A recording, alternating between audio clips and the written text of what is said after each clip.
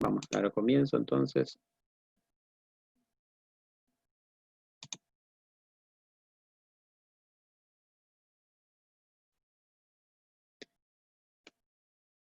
Comenzamos entonces con la primera imagen. A ver, vamos a quitar esto de aquí.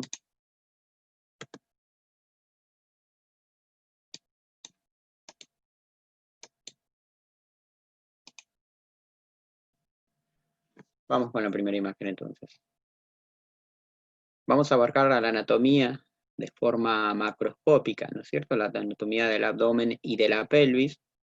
Y lo vamos a hacer de la manera lo más ordenada posible, es decir, anatomía siempre es todo relación, ¿no es cierto? Como siempre decimos, ir identificando aquellas estructuras que están en relación a otra que tiene que ver con lo vascular, con lo ganglionar, con lo muscular. Vamos a hablar de algún órgano importante y hablar de algún órgano que esté por delante, por detrás. Y todo esto para que cuando tengamos imágenes axiales, sagitales, de lo que sea, ¿no? De medicina nuclear, de resonancia magnética, de tomografía, la podamos interpretar mejor. Entonces siempre nos vamos a abocar primero a aquellos órganos más relevantes, más importantes. Si bien todo es importante en la anatomía, pero hay órganos que son más fáciles de visualizar, ¿no es cierto? Como es el estómago, como es un ángulo hepático o esplénico, como es el hígado, ¿no es cierto? Entonces, en base a eso, nos vamos a comenzar a relacionar con los órganos adyacentes y ver cómo los podemos ubicar, qué tenemos adelante, qué tenemos atrás y demás. Entonces vamos a ir desde lo superficial hacia lo profundo, es decir, desde afuera hacia adentro de la cavidad abdominopelviana. Podemos empezar diciendo entonces que el abdomen o la región abdominopelviana se encuentra limitada hacia arriba, hacia abajo, lateralmente, anteriormente y posteriormente por estructuras musculares y estructuras óseas. Es decir, el límite superior de la región abdominal va a estar determinado por el límite inferior de un músculo que conocemos como músculo diafragma, ¿no es cierto? Entonces este músculo diafragma me va a delimitar al abdomen hacia arriba y hacia abajo a la región torácica. De allí hacia abajo tendré entonces territorio abdominal. Y va a tener también un límite inferior. Si hablamos en conjunto de la región abdominopélvica, decimos que ese límite inferior va a estar dado por el periné, ese conjunto de músculos que formaban el piso de la pelvis, ¿no es cierto? Sino también podemos dividir, trazar una línea imaginaria a nivel de ambas espinas ilíacas anterosuperiores y desde allí decir que forma parte del límite inferior del abdomen, ¿no es cierto? Lo vamos a estudiar en conjunto porque vamos a ver órganos del abdomen y de la pelvis. Entonces, tomamos desde arriba y hasta abajo, inferior de esta región abdominopelviana, va a estar dada por el periné. Y así es, límites anteriores y límites posteriores.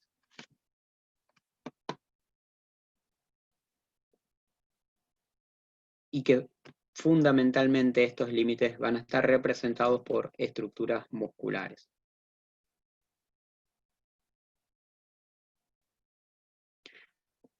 Vamos a ver acá adelante, vamos a tener el reborde costal inferior con un punto medio que va a estar dado por la apófisis sifoides y hacia atrás la superposición de los cuerpos vertebrales formando la columna vertebral. Y un conjunto de músculos que allí se insertan y que van a ser parte del territorio posterior del abdomen. Entonces, todos estos límites van a estar dados por grupos musculares. En relación a la pared posterior, vamos a tener músculos que van a ser el cuadrado de los lomos, ahora lo vamos a ver en otras imágenes, ahora más o menos vamos consignando. El cuadrado de los lomos, dijimos que íbamos siempre de superficial a profundo, entonces el más superficial allí atrás será el músculo cuadrado de los lomos o cuadrado lumbar. y más hacia la profundidad, pero también en la pared posterior, al músculo psoas. Al músculo psoas sí lo podemos ver, este es parte del músculo psoas, ¿ven? Que viene lateralmente de la columna vertebral, y un poco por detrás, eso que se ve ahí apenas, es parte del músculo cuadrado lumbar. Y acá lo vemos, fíjense, de este lado.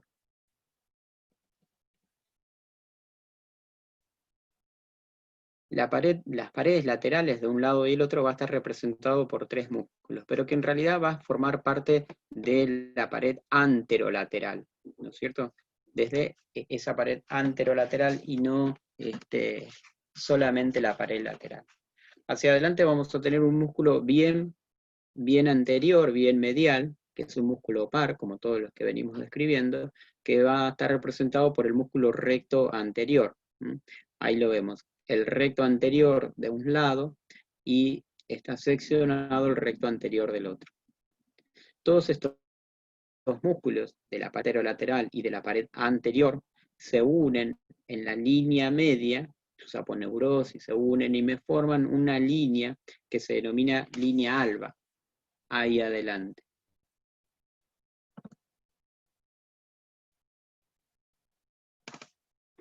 Y si vamos de superficial a profundo en la pared anterolateral, nos vamos a encontrar primero, vamos a ver otra imagen ahí, con uno de los oblicuos, que va a ser el oblicuo mayor. Fíjense que aquí lo vemos.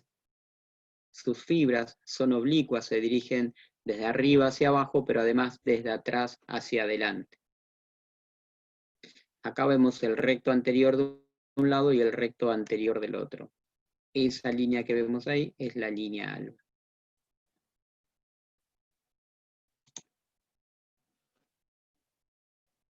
Entonces, vamos a ver acá. El más externo, dijimos, el músculo oblicuo mayor. Sus fibras son oblicuas desde arriba hacia abajo y desde atrás hacia adelante. Imagínense que alguien los toma desde atrás, pasa sus brazos hacia adelante y sus manos se dirigen como para ir a los bolsillos de adelante. Esa es la dirección de los músculos oblicuos, del músculo oblicuo mayor, de un lado y del otro, ¿no es cierto?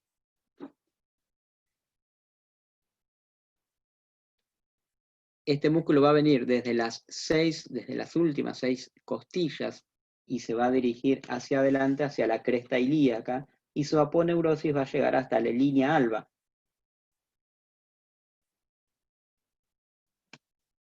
Se va a insertar, fíjense que acá vemos que sus fibras se dirigen hacia adelante y llega hasta la sínfisis del pubis.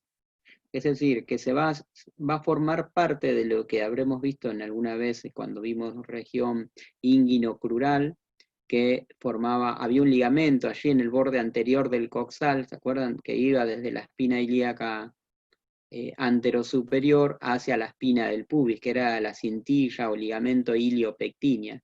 Bueno, la aponeurosis de estos músculos que vamos a nombrar ahora envuelven a esa cintilla iliopectinia, es decir, que forman parte también de la arcada crural, ahí en la región inguinal, ¿no es cierto? Y se va a insertar este oblicuo mayor mediante 3 tendones que lo van a hacer ahí en el borde anterior del coxal. En todo el recorrido de la cintilla iliopúbica y por medio de 3 pilares se va a insertar en el pubis. Uno será externo, interno y posterior, ¿no? Tan específicamente no hace falta que lo sepamos, pero sí que va desde las costillas hacia el borde anterior del coxal, hacia la cintilla iliopúbica y hacia el pubis. ¿Por cuántos pilares? Por 3 pilares. Después vamos a tener al oblicuo menor, perdón, que es un músculo que está por debajo de este y un poco más inferior también. Este oblicuo menor va a tener inserciones desde la quinta, que se va a dirigir desde atrás, desde la quinta vértebra lumbar, desde los cartílagos costales, de las últimas 3 costillas. Se van hacia lateral y hacia adelante, pero fíjense que tienen fibras horizontales y tienen fibras ascendentes. ¿Ven? Esto que vemos acá es parte de la cresta ilíaca porque también tiene inserción ahí en la cresta ilíaca. Entonces se van sus fibras hacia arriba, hacia las costillas, y después también van a ir hacia adelante, hacia la cintilla iliopúbica ahí en el borde anterior del coxal. Y va a llegar también hasta el pubis, pero en este caso va a tener un ligamento único ahí en ese punto de inserción. Acá lo vemos en un corte axial. Fíjense, recién dijimos, la pared posterior estaba representada por el músculo psoas, bien en la profundidad, y el cuadrado lumbar. Entonces, esto es una vista anterosuperior, ¿no es cierto? Esto es posterior y esto es anterior. Lo que estamos viendo acá atrás es parte de ese cuadrado lumbar, ¿ven? Y parte de los hacia la profundidad, hacia adentro, el músculo psoas. Hay todo un conjunto de músculos en la pared posterior, no son los únicos, ¿no es cierto?, que también están superficiales y que tienen relación con el canal espinal, es decir, ese canal que está entre las apófisis espinosas y las apófisis transversas, ¿se acuerdan? Bueno, hay todo un conjunto de músculos, entre ellos el epiespinal, que tiene sentido longitudinal ahí en la pared posterior. Pero digamos que los más relevantes, los más voluminosos, los que más se ven por tomografía o por resonancia, son estos músculos que son más identificables, digamos, ¿no? Por su morfología y por su densidad. Entonces, acá vemos en esa vista superior al oblicuo mayor y al oblicuo menor ahí en el plano medio. ¿Ven? Entonces, el que se encuentra más en la profundidad va a ser el músculo transverso.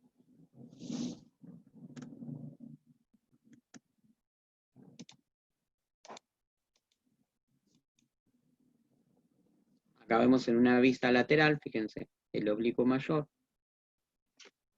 Ven, esto que se ve acá es la espina ilíaca anterosuperior y esa es la espina ilíaca. Todo esto es parte del borde anterior del coxal. Todo esto es la arcada crural. La arcada crural en la región inguinocrural se formaba por la cintilla iliopúbica. Y las aponeurosis de estos músculos se extienden más hacia allá y van a insertarse entonces en esa cintilla. Ahí lo vemos en una vista lateral, ¿ven? Ahí vemos al oblicuo menor, también en otra vista, como tiene la inserción o el origen principal en el hueso, en la cresta ilíaca y en la espina ilíaca anterosuperior, y de allí también forma parte de la cintilla iliopúbica hacia el pubis. Acá vemos las fibras como se dirigen hacia adelante y la aponeurosis se extiende bien hacia la línea media, formando parte también de la línea alba.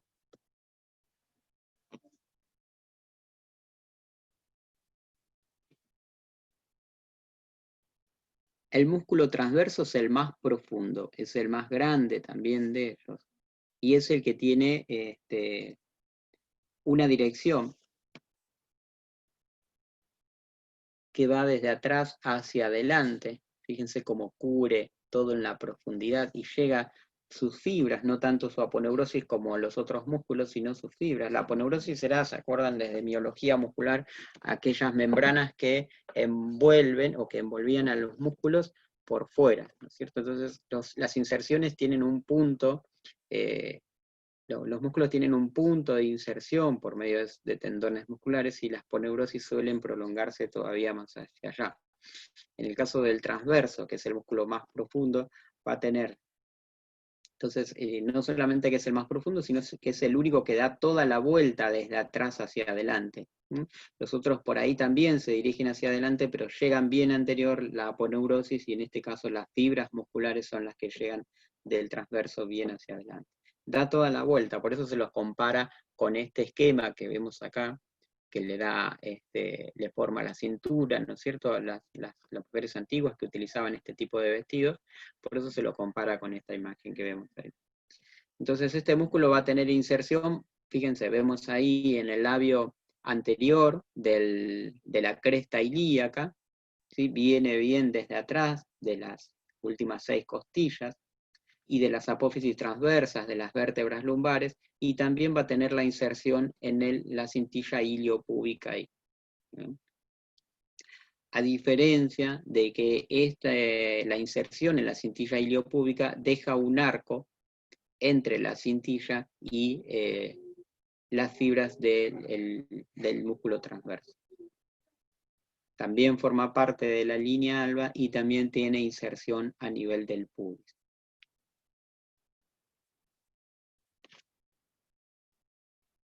Estos son los músculos que más vamos a ver cada vez que veamos una imagen axial o sagital de la región del abdomen. Ahí vemos al recto anterior, entonces, el que nos estaba faltando, músculo par, de un lado y del otro.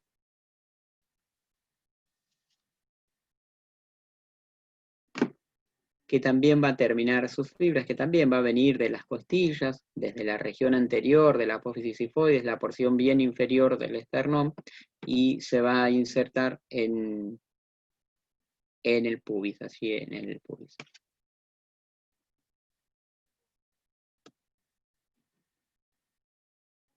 Ese es el músculo cuadrado lumbar, el músculo que es bien posterior. Fíjense cómo va a unir el último cartílago flotante, va a tener una inserción en las apófisis transversas lumbares y en el labio anterior de la cresta ilíaca. Y más hacia la profundidad, entonces, vamos a tener al músculo psoas. Este músculo psoas que se dirige a la pelvis. Acá vemos, fíjense, la cintilla iliopúbica, como el psoas pasa entre el borde anterior del coxal y la cintilla iliopúbica ahí en ese sector. A nivel de la fosa ilíaca derecha, el músculo psoas entrecruza sus fibras con este músculo que vemos ahí, que es el músculo ilíaco, ¿no? Entonces pasa a formar el músculo psoas ilíaco. En el borde anterior del coxal se formaba entonces la arcada crural y se dividía en dos sectores esa arcada crural, ¿no? En un sector muscular y en un sector neurológico, ¿no es cierto? Que tenía que ver con los nervios que por allí pasaban. Entonces, el músculo psoas ilíaco va a pasar por la cortadura del psoas, que se encontraba, esta cortadura, por debajo de la espina ilíaca antero e inferior. Y por arriba de esta espina ilíaca antero e inferior teníamos las cortaduras de López Figueroa, ¿se acuerdan? Donde pasaba un nervio, por eso se lo dividían en dos sectores a ese sector. Bien, acá vemos entonces cómo termina insertándose ese músculo psoas ilíaco en el trocánter menor del fémur. Esto que vemos acá es parte del límite entre la pelvis mayor y la pelvis menor, ¿no es cierto? La línea innominada, que es lo que no vemos ahí, pero que se continúa a este nivel. Nosotros estamos abarcando todo el territorio abdomino-pélvico, ¿sí? Entonces, no hablamos de pelvis mayor y pelvis menor, sino que lo vamos a estudiar todo en conjunto.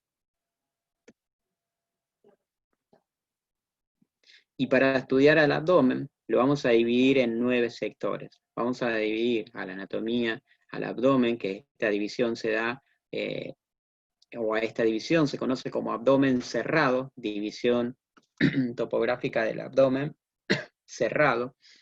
Y para estudiarlo, para dividirlo en 9 cuadrantes, vamos a utilizar dos planos parasagitales, dos líneas parasagitales, derecha e izquierda, y dos líneas paraaxiales, superior e inferior. Entonces la primer línea parasagital derecha va a pasar por un plano medio clavicular y se va a dirigir hacia abajo. La segunda línea parasagital izquierda va a ser lo mismo, desde un plano medio parasagital que pasa por un plano medio clavicular, me lo va a dividir ahora en 3 sectores. Entonces tendré un sector derecho, un sector medio y un sector izquierdo. Para llegar a los 9 cuadrantes en los que se divide la región del abdomen y de la pelvis, vamos a trazar dos líneas, una superior, que va a pasar rasante, fíjense, al reborde costal inferior, pasa rasante al reborde costal inferior, y una línea inferior horizontal también, que va a pasar a nivel de las crestas ilíacas.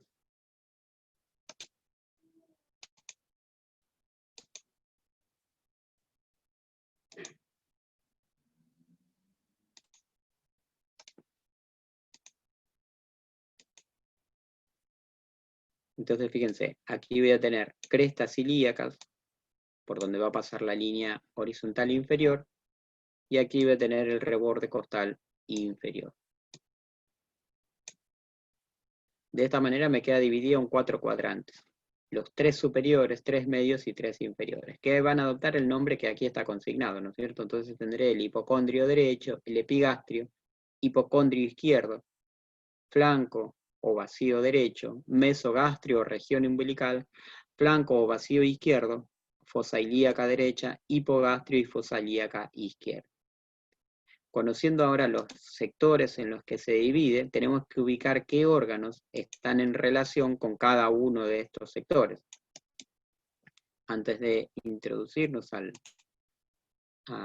territorio abdominal o abdominopélvico, vamos a decir que el hipocondrio derecho va a estar en relación con el hígado y específicamente con el lóbulo derecho del hígado. Nombrar algunos órganos, ¿no? Como para ir teniendo alguna idea.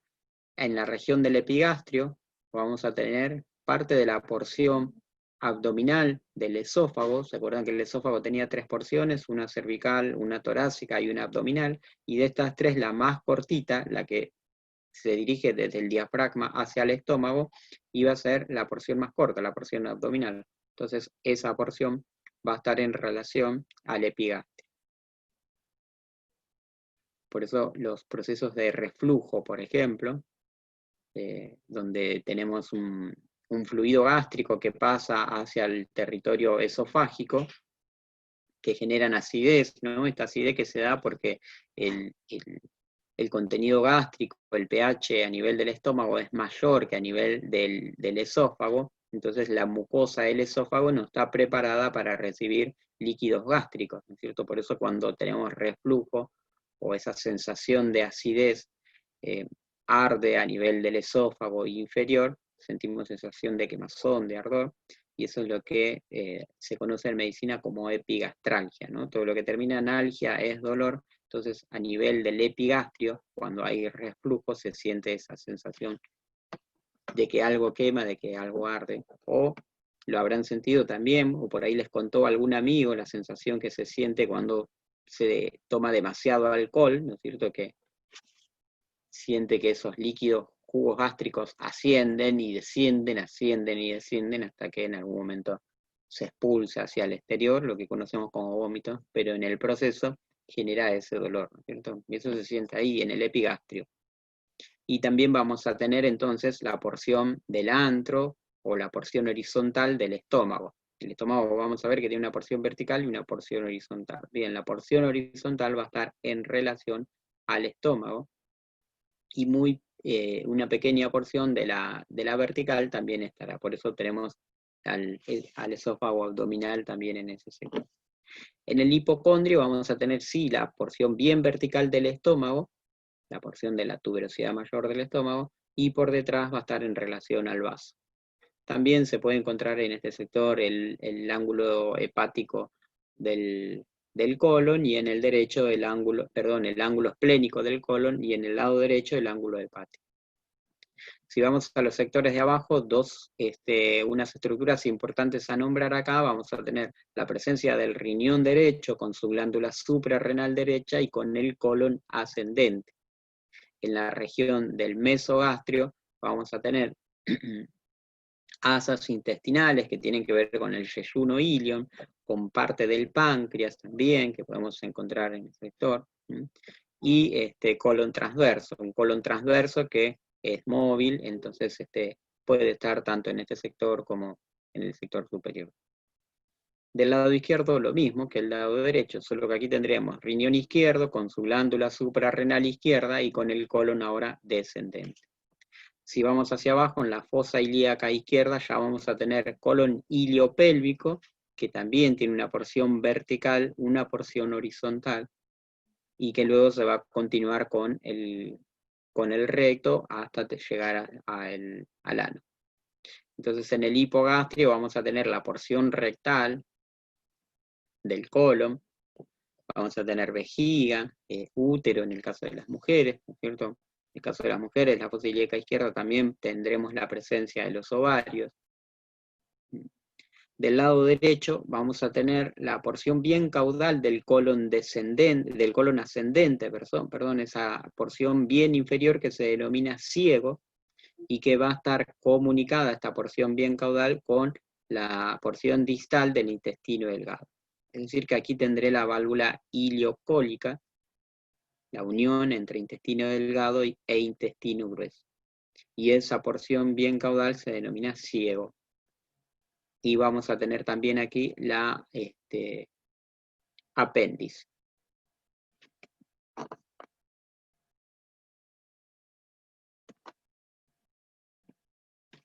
Entonces ahí vemos un poco las relaciones, ¿no es cierto?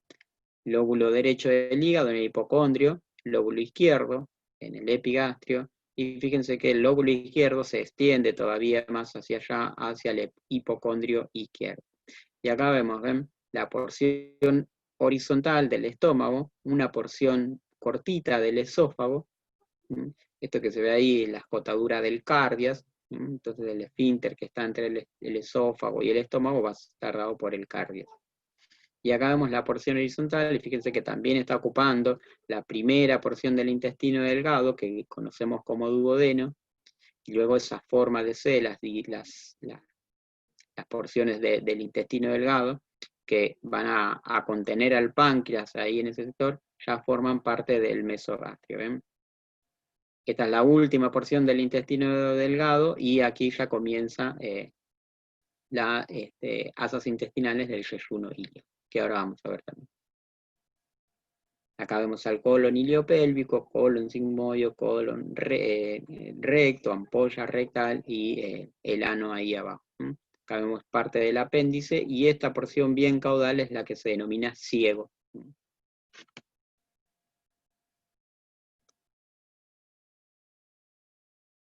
Ingresamos entonces ya al territorio abdominal o abdomino pélvico. Fíjense que estamos en presencia ahora de un territorio abdominal masculino o femenino. Estamos en presencia de un territorio abdominal femenino, ¿no es cierto? Entonces, al abdomen también se lo divide abiertamente, es decir, se lo estudia en abdomen abierto y tiene sus divisiones. Entonces vamos a decir que el abdomen se divide desde el punto de vista anatómico en un sector superior y en un sector inferior. Y esa división va a estar dada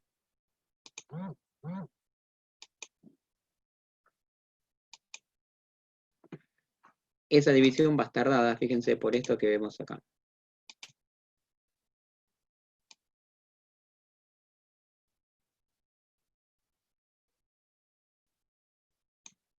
Esto que vemos acá es un repliegue peritoneal que va a ser parte del colon transverso, mejor dicho, de un meso, un repliegue peritoneal que contiene al colon transverso, que va a ser la raíz del mesocolon transverso.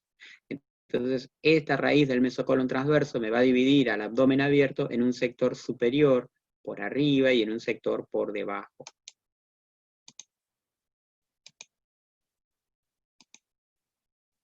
La raíz del mesocolon transverso entonces me divide al abdomen abierto en un sector por arriba y en un sector por debajo. El sector de arriba va a estar dividido en 1, 2 y 3 celdas. Derecha, media e izquierda, ¿no es cierto? Entonces la derecha será la denominada celda hepática, la central será la celda gástrica, y la izquierda será la celda esplénica, porque va a estar en relación cada una de estas celdas a los órganos que allí se alojan, ¿no es cierto? Acá estamos en una vista interna y quitamos los órganos, es decir, que lo que estamos viendo es la pared bien posterior, estamos bien en la profundidad, ¿sí? Entonces la celda hepática contendrá el hígado, la celda gástrica al estómago, y la celda esplénica al esplenio, al vaso, ¿no es cierto? Aquí tendremos la raíz del mesocolon transverso. El sector inferior se divide, a su vez se subdivide por esto que vemos acá, que se denomina raíz del mesenterio. La raíz del mesenterio va a contener a las asas intestinales, el intestino delgado. Entonces esta raíz del mesenterio me va a dividir al abdomen en un sector que está por arriba y en un sector que está por debajo, que se lo denominan espacios mesenterocólicos. Este será el mesenterocólico derecho y este será el espacio mesenterocólico izquierdo. Va a estar dividido estos espacios por la raíz del mesenterio.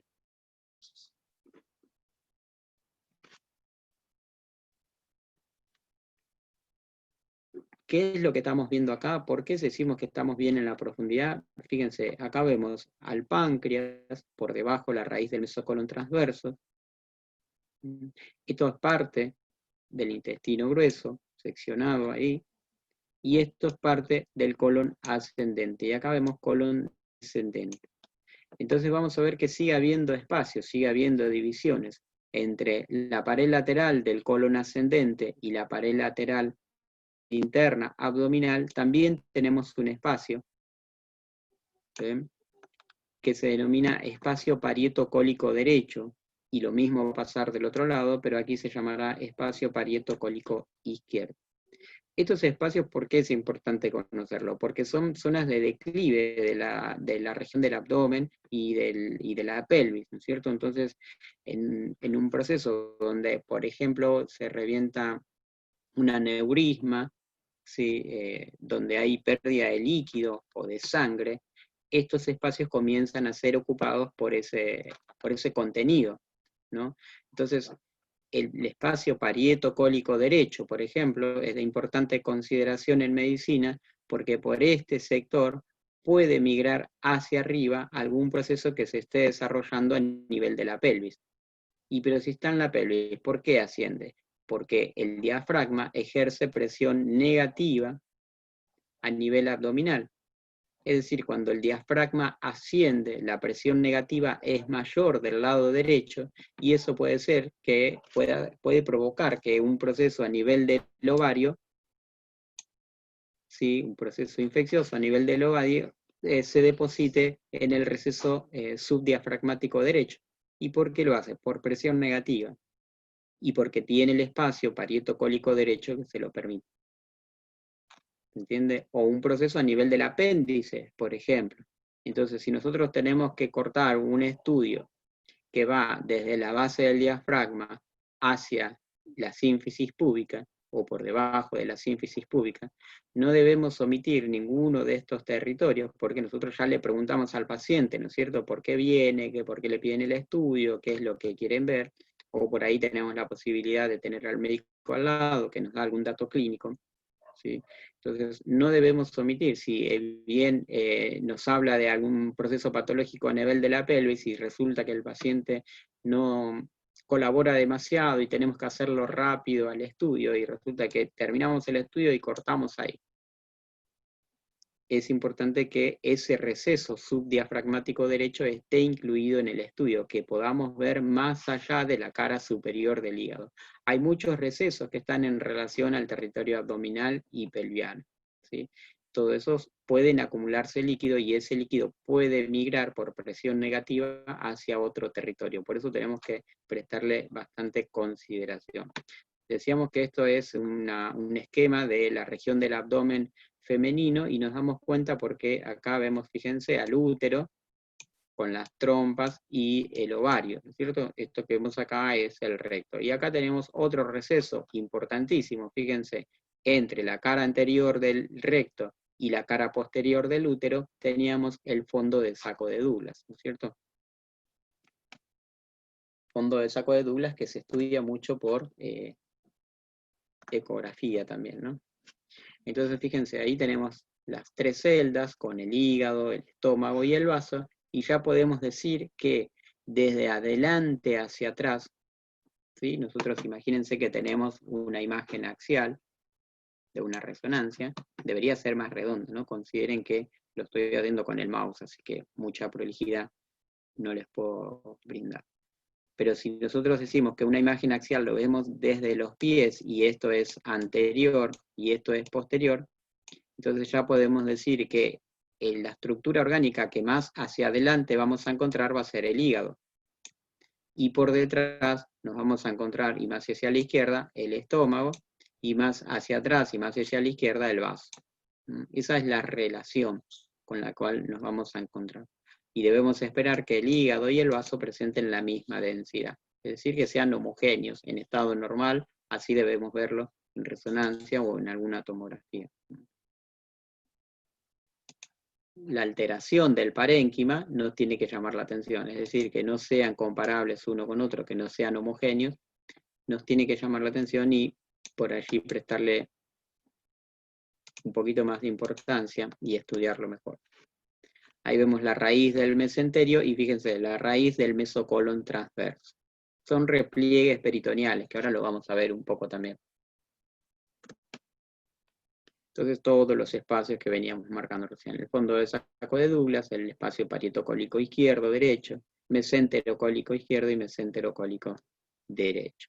A este nivel, por ejemplo, tengo la aorta. Fíjense, ahí se ve la aorta que está cubierta por el peritoneo parietal posterior. Vemos la aorta ahí, la vena cava inferior, un aneurisma, por ejemplo, me puede llenar, o la altura de una aneurisma aórtica abdominal me puede llenar de líquido todos estos espacios.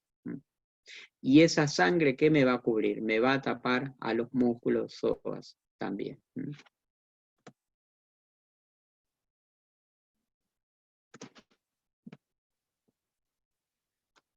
Entonces vamos a entrar un poco en lo que es el peritoneo. Hablábamos algo recién del mesenterio, del mesocolon transverso. ¿Qué es el peritoneo? El peritoneo, como sabemos, es una membrana serosa que tiene dos hojas, ¿no es cierto? Esto es una imagen axial de la región del abdomen. Esto es anterior, esto es posterior. Esto que estamos viendo acá es parte del peritoneo. Y decimos, el peritoneo tiene dos membranas, una membrana que será interna y una membrana que será externa. Entonces tendré un peritoneo visceral y un peritoneo parietal. El peritoneo parietal va a estar adherido ¿a qué cosa? A la pared del abdomen, a la pared posterior del abdomen. Y el peritoneo visceral se va a adherir a los órganos. Y cuando se adhiere a los órganos, va formando repliegues y que van a ir cambiando de nombre de acuerdo a la función. Entonces, los órganos del abdomen se van a clasificar de acuerdo a su relación con el peritoneo. El peritoneo entonces no es otra cosa que esa membrana serosa que va a recubrir internamente la cavidad abdominal y sus vísceras. Y que va a tener como función cubrir y lubricar a todo el territorio abdominal. Cada una de estas membranas se rozan entre sí y no hay un espacio real, sino que hay un espacio virtual. Acá vemos que se genera un espacio, pero en realidad a fines didácticos de comprensión solamente, ¿no es cierto? Entonces, ese espacio entre cada una de esas membranas es un espacio virtual, no es un espacio real. ¿Sí? Se hace real cuando, por ejemplo, ingresa aire que puede provocar un neumoperitoneo o puede ingresar líquido, ¿no es cierto? Entonces, ese espacio se hace real, pero no debería ser un espacio real, sino que virtual. Hay varias membranas serosas en el organismo. Esta se la denomina peritoneo, pero cuando estudiaron seguramente la región del tórax, habrán visto que hay una membrana pleural, ¿sí? Que hay una serosa pleural, que hay una serosa en el pericardio, que hay una serosa a nivel de la órbita también, ¿no es cierto? Bueno, hay varias serosas en el organismo. La función tiene de este peritoneo, entonces, es lubricar y cubrir los órganos intraabdominales. Y además tiene una función inmunológica, porque estos repliegues peritoneales van a ver que transportan vasos también en algunos sectores y van a llevar a algún tejido que se encuentre enfermo la nutrición, las proteínas y todos los elementos nobles para defender, proteger e inmunizar a ese tejido. Entonces tiene función de cobertura, lubricar, y tiene una función inmunológica también importante, peritoneo. Entonces lo vamos a clasificar a esos órganos de acuerdo a la relación con el peritoneo. Acá vemos una imagen sagital, fíjense. Esto que vemos acá es parte del peritoneo parietal, ¿ven? Y esto que vemos acá es parte del peritoneo visceral. Entonces vamos a tener un peritoneo visceral y un peritoneo parietal. Y vamos a ver que hay órganos que se encuentran por dentro del peritoneo y hay órganos que se encuentran por fuera del peritoneo. Entonces los órganos que están por dentro serán órganos intraperitoneales y los que están por fuera serán extraperitoneales. A su vez estos órganos extraperitoneales van a ser órganos que están por fuera, pero además por detrás, entonces serán retroperitoneales, y órganos que están por fuera, pero debajo, y entonces serán llamados subperitoneales. Pero ambos son extraperitoneales, ¿sí? Entonces, vamos a ver un ejemplo, o algunos ejemplos de órganos que están por fuera del peritoneo. ¿Tienen membrana parietal, tiene membrana peritoneal? Sí, pero solamente los cubre en su cara anterior. Y este es el ejemplo del páncreas, ¿sí? Entonces podemos decir que el páncreas es un órgano bien posterior que se encuentra en relación a la pared posterior del abdomen y que está cubierto por el peritoneo parietal. Pero este peritoneo parietal lo cubre solamente en su cara anterior. Si voy a este órgano, por ejemplo, que puede ser cualquiera, vemos que está cubierto en su totalidad por el peritoneo visceral. El páncreas, al ser un órgano retroperitoneal, solo está cubierto por el peritoneo parietal y lo cubre en su cara anterior.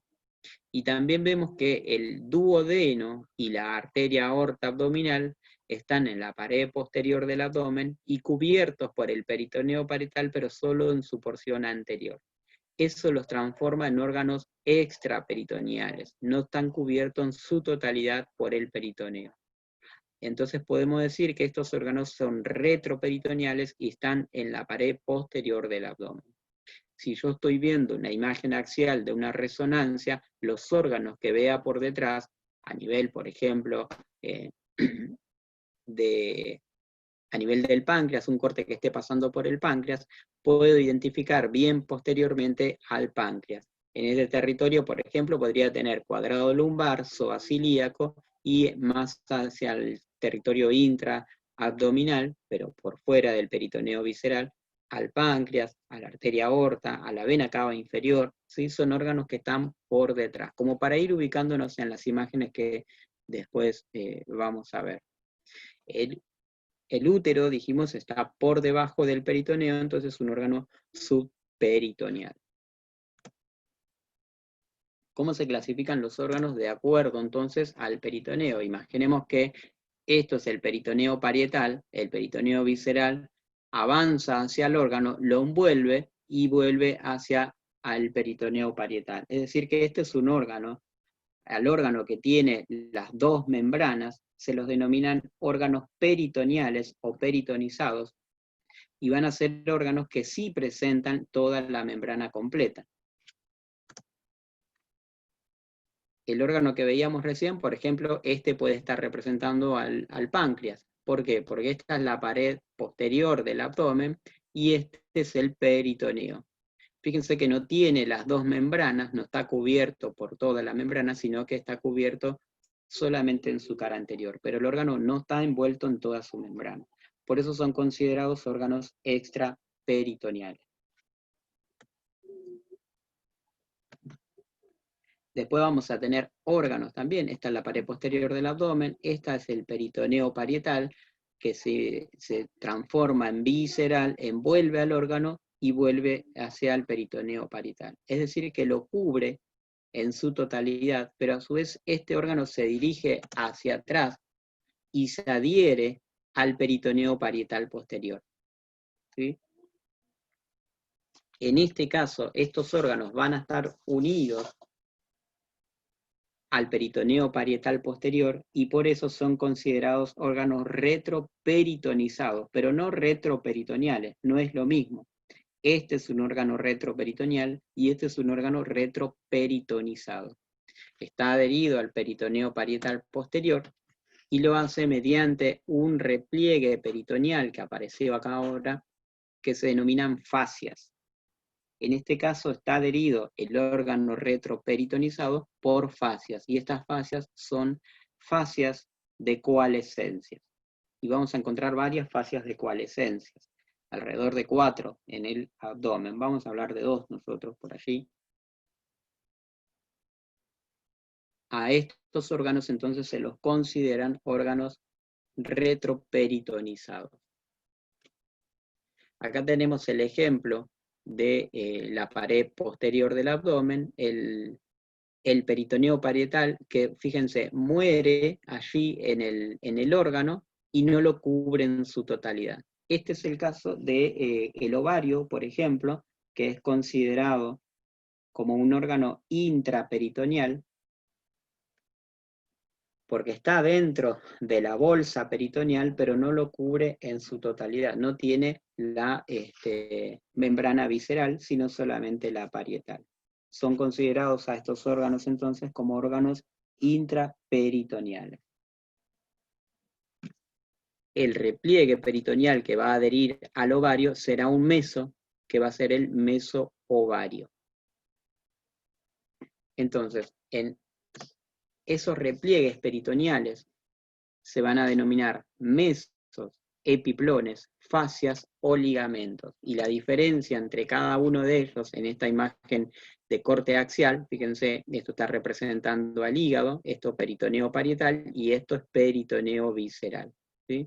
En este caso tenemos repliegues peritoneales aquí que van a estar conteniendo al hígado a la pared posterior del abdomen, al peritoneo parietal posterior. ¿Cómo está fijado, cómo se fija el hígado al peritoneo parietal posterior? Bueno, por un repliegue peritoneal, que en este caso será un ligamento. Entonces estos ligamentos que contienen al hígado al peritoneo parietal posterior se los denominan ligamentos coronarios. Y fíjense que el hígado no está cubierto en su totalidad por el peritoneo, sino que me queda un espacio desnudo, un área desnuda ahí, que de hecho se denomina así, área desnuda del hígado o domo hepático. Esto coincide, esto está bien superior, ¿no es cierto? Coincide con la cara inferior del diafragma. Por eso, de hecho, estos ligamentos se dirigen hacia el peritoneo, la pared posterior del peritoneo y hacia el diafragma, entonces lo contienen allá arriba, y esto está en relación al segmento 8 más o menos del hígado, y se lo considera así, domo hepático o zona desnuda del hígado. Forma parte del receso subfrénico también, por eso allí se puede alojar líquido, ¿sí? Entonces, en este caso el repliegue peritoneal es un ligamento que será el coronario derecho y coronario izquierdo. Los ligamentos no transportan vasos, o por lo menos así se lo redacta en la mayor cantidad de, o la mayor cantidad de anatomistas. Los anatomistas mayormente denominan o clasifican a los ligamentos como estructuras no vasculares, ¿sí? Y nos dicen ellos que no transportan vasos. Por allí van a encontrar que algunos anatomistas, que son los menos, por ahí dicen que sí transportan vasos. Bien, no nos hace mucho a la diferencia a nosotros.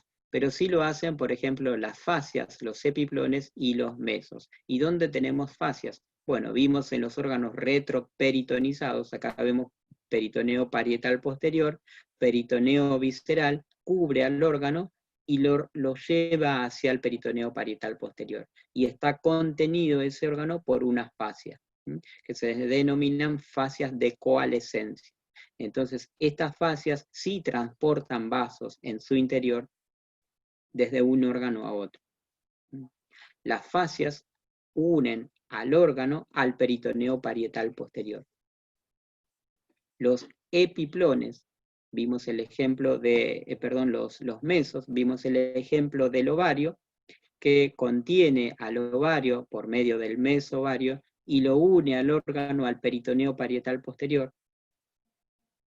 Y también tienen la propiedad de transportar vasos. ¿Dónde teníamos otro meso? En el mesocolon transverso, en el mesenterio, ¿se acuerdan? Son repliegues peritoneales que adhieren al órgano, pero lo mantienen móvil al peritoneo parietal posterior. En el caso de las fascias, lo mantienen fijos. ¿sí? Esa es la diferencia entre un meso y una fascia y un meso. Ambos transportan vasos, pero la fascia lo mantiene fijo al peritoneo parietal posterior y el meso le da cierta movilidad. Por eso el mesocolon transverso o el colon transverso es móvil dentro de la cavidad abdominal y el colon ascendente y descendente es fijo, porque el colon descendente y el colon ascendente están fijos al peritoneo parietal posterior por medio de las fascias, por medio de fascias. El colon ascendente estará fijo entonces por medio de la fascia de Toll 1 y el colon descendente por medio de la fascia de Toll 2. Nos quedan los epiplones, ya para terminar con esto de peritoneo. Los epiplones son repliegues peritoneales que unen el órgano al peritoneo parietal posterior, pero fíjense, va desde un órgano hacia otro y vuelve hacia el peritoneo parietal posterior. Entonces vamos a tener dentro de la cavidad abdominal dos epiplones, fundamentalmente, ¿no? Un epiplón mayor y un epiplón menor, que ahora vamos a ver qué comunica cada uno de ellos. También los epiplones son vasculares, es decir, transportan vasos.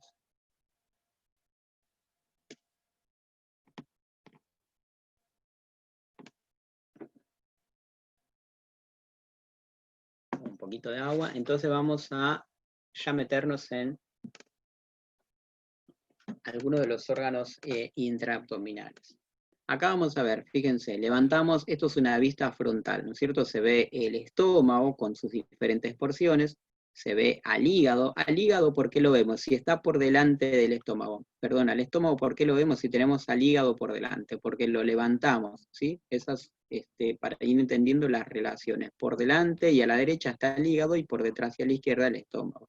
Entonces levantamos el hígado, esto que estamos viendo acá es su cara inferior, y vemos esto que se ve ahí, esa membrana que se ve ahí, es el repliegue peritoneal que me va a unir al hígado y al estómago, y luego se va a dirigir al peritoneo parietal posterior. Entonces esto es un epiplón. ¿Por qué? Porque los epiplones dijimos que me unían un órgano con otro órgano al peritoneo parietal posterior. Entonces el epiplón menor me une hígado con la curvatura menor del estómago. ¿Ven? Esto que vemos acá, todo esto que vemos ahí, también es un repliegue peritoneal. En este caso es un epiplón, pero en este caso será el epiplón mayor.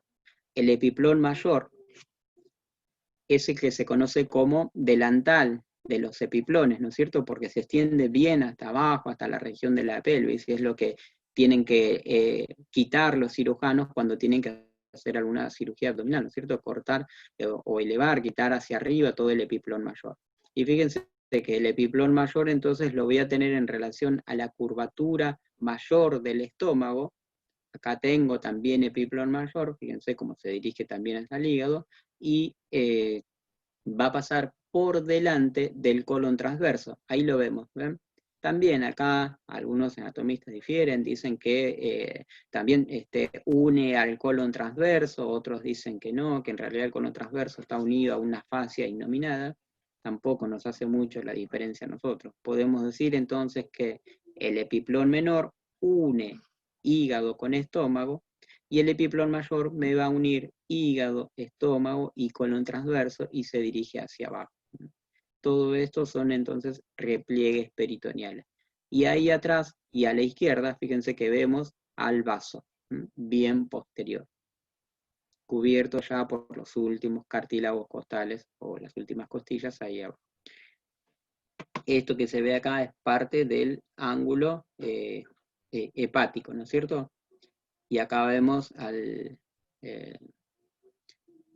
la vesícula biliar en la cara inferior del hígado.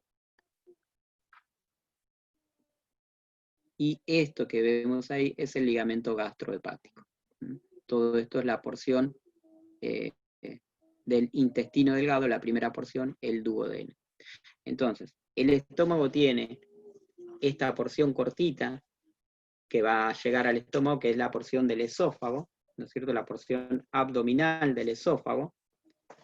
y se describen en este estómago diferentes porciones. Si empezamos desde arriba, vamos a decir que este ángulo que se ve ahí es el ángulo o escotadura del cardias. Todo esto es parte del techo, la tuberosidad mayor del estómago, todo esto es territorio del cardias, esto es parte del cuerpo del estómago, y esto es parte de la porción ántrica del estómago. Hacia el intestino delgado ya tenemos la porción antropilórica. Entonces, el esfínter que me va a separar al esófago del estómago será el cardias, y el esfínter que me va a separar al intestino delgado del estómago será el píloro, ¿no es cierto? Entonces,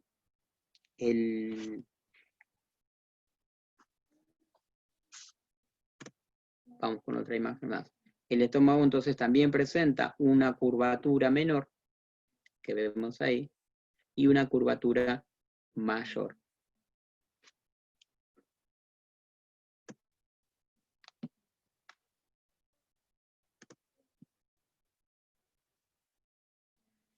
Acá lo que hicimos, fíjense, levantamos el estómago, cortamos el epiplón mayor, ¿sí? ¿Ven? Todo esto es el epiplón mayor, para ver qué órgano se relaciona con la cara posterior del estómago, porque esto es cara posterior, ¿ven?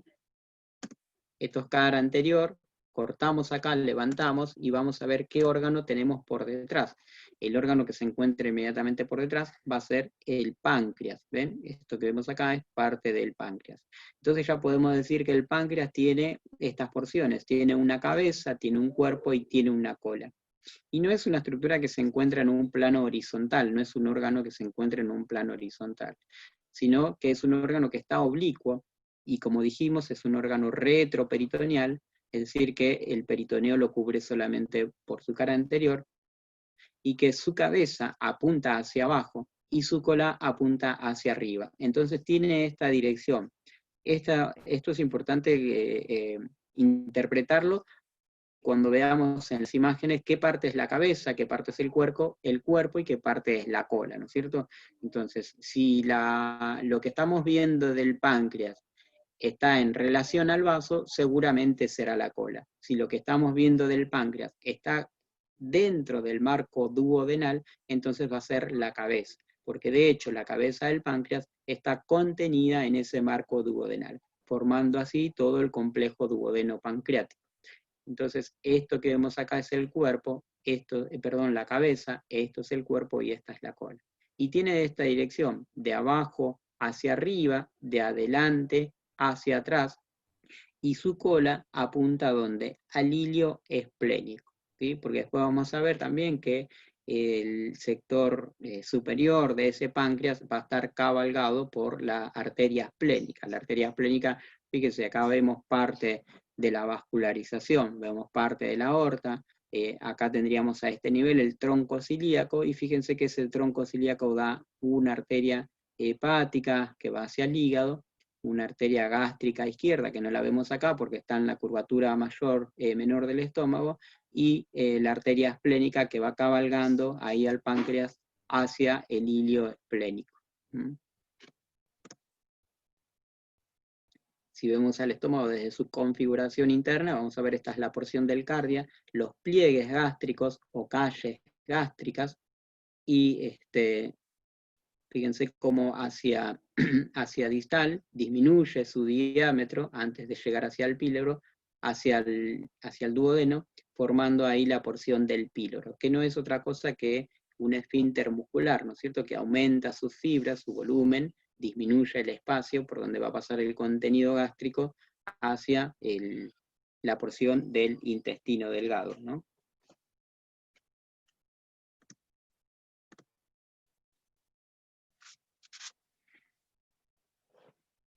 Y ahí vemos entonces, quitamos el estómago y vemos lo que se encuentra un poco más por detrás. Vemos la cola del páncreas, no está el vaso porque debería estar acá, fíjense. Esto que se ve ahí es peritoneo, es la membrana peritoneal que lo está cubriendo, y eso que se ve por debajo tiene que ver con el mesocolon transverso. ¿Ven? Acá tenemos seccionado, como quitamos el estómago, aquí vendría la porción pilórica del estómago, es decir, que esta es la primera porción del marco duodenal, esta es la segunda, esta es la tercera y esta es la cuarta, ¿ven? Que ahí cambia de dirección y forma un ángulo. Ese ángulo que se forma ahí se lo denomina ángulo de Trace, porque está en relación al músculo de Trace que lo contiene ahí fijo al peritoneo parietal posterior. A partir desde aquí, de donde está seccionado, entonces comenzará la porción del yeyuno ilium. ¿Ven? Entonces vamos a decir cómo se relacionan aquí los órganos.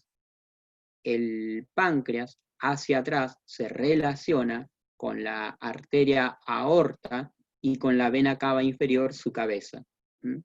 Hacia adelante va a tener el estómago, es decir, que la cara anterior del páncreas se relaciona con la cara posterior del estómago. Y este estómago hacia adelante va a tener la presencia del hígado. La cola del páncreas apunta hacia el vaso. El marco duodenal, vemos ahí que se relaciona con el riñón, hacia afuera, y hacia arriba, con la cara inferior del hígado y la vesícula biliar. Acá nosotros vamos a tener, desembocando, no lo vemos porque va por dentro, los conductos pancreáticos principal y secundario, o de Wirsung y Santorini, que van a desembocar en la segunda porción del duodeno. Acá no tenemos el hígado, pero podemos ver, fíjense, esto es parte de la vena cava inferior. Acá vemos la arteria aorta que está tapizada, y ahí se ve la porción abdominal del esófago. Entonces, ¿qué es esto que está desembocando acá en estas venas, estos tres ramos de venas que están seccionados, que van a desembocar en la vena cava inferior? Yo tengo que pensar que aquí tengo el hígado, y que del hígado van a venir unas venas que se las denominan venas suprahepáticas, derecha, media e izquierda, y estas venas desembocan ¿en dónde? En la vena cava inferior, y de allí se va a dirigir hacia el corazón. Por eso tengo estos tres puntitos ahí en ese sector.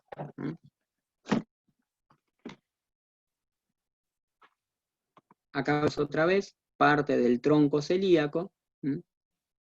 Fíjense, dando ramas, la rama hepática, una rama esplénica, y esto que se ve ahí es parte de unas arterias que se denominan arterias diafragmáticas superior y esofágicas.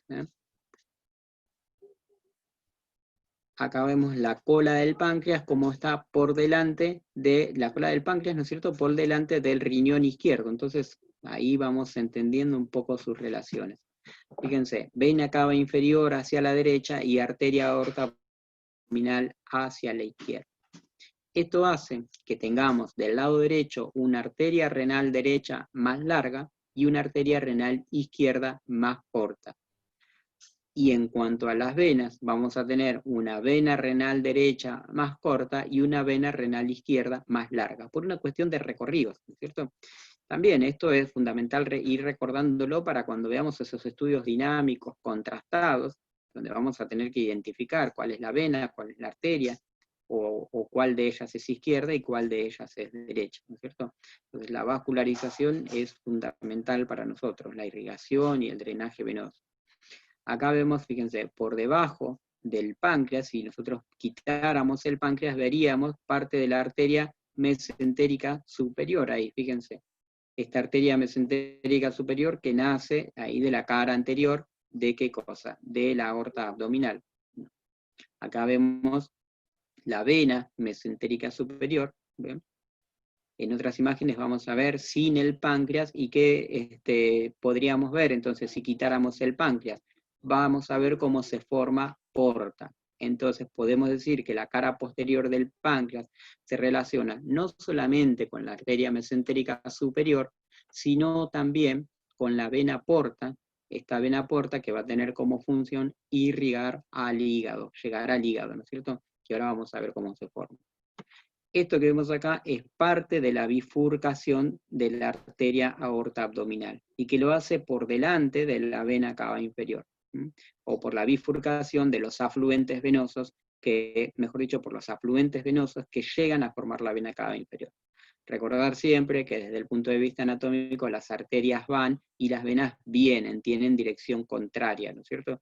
Entonces, la arteria aorta se divide en ilíaca primitiva derecha y en ilíaca primitiva izquierda. Y la vena cava inferior se forma por la afluencia de la vena ilíaca primitiva izquierda y la vena ilíaca primitiva derecha. ¿Bien? Y ahí llega. Acá también cortamos parte del estómago, lo estamos viendo en una vista inferior, esto es parte del epiplón mayor, fíjense, esto es vamos siempre a lo que más podemos identificar, a lo más simple, ¿no es cierto? Esto es un cuerpo vertebral, hacia los costados vemos los riñones, ¿sí? Con su corteza medular, después vemos al vaso aquí arriba, ¿sí?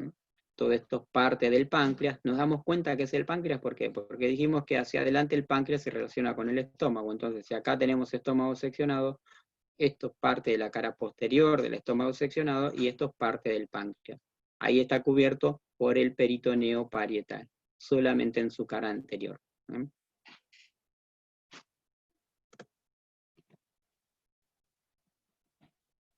Ahora quitamos el páncreas, entonces fíjense, si vamos desde arriba hacia abajo, acá tenemos la porción abdominal del esófago, no tenemos el esófago porque estamos bien en la pared posterior, es decir, que estamos viendo todas estructuras retroperitoneales. Quitamos aquí hasta el peritoneo, ¿ven?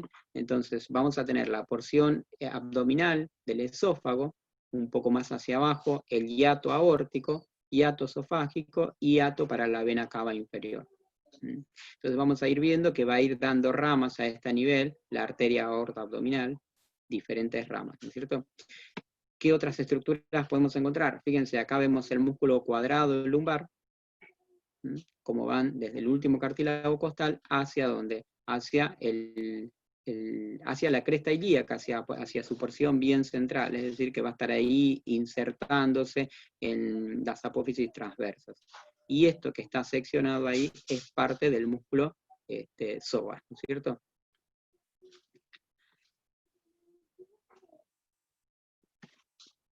Bueno, entonces fíjense, vamos a ver acá, la arteria aorta abdominal da unas arterias que son las diafragmáticas, ahí arriba, que no vienen tanto al caso, no las vamos a identificar tanto en una resonancia, pero sí esto que vamos a nombrar ahora. El tronco celíaco, un tronco cortito, pero de diámetro importante, que da 3 ramas para la irrigación del hígado, del estómago y del vaso, que no lo tenemos acá. Tendríamos que tenerlo más o menos en ese sector. Entonces podemos decir que el tronco celíaco da la arteria hepática para el hígado, la arteria esplénica para el vaso y la arteria coronaria estomáquica o gástrica izquierda que va a ir al estómago. Que van a buscar anastomosar, se van a formar, como toda arteria, van a ir formando redes vasculares, ¿no es cierto? Por debajo, fíjense, el nacimiento de la arteria mesentérica superior, nacimiento de la arteria mesentérica superior, que hace callado por dónde? Por la vena renal izquierda. Esta vena renal izquierda que es más corta, más larga que la derecha, tiene mayor recorrido, ¿ven? Hace callado por delante de